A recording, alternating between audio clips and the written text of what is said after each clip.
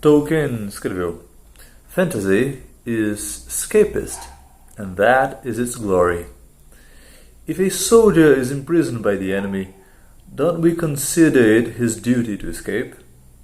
If we value freedom of mind and soul, if we are partisans of liberty, then it's our plain duty to escape. Uma tradução rápida, nós temos que a fantasia é escapista. E essa é a sua glória, o seu valor. Se um soldado é aprisionado pelo inimigo, nós não consideramos o seu dever escapar?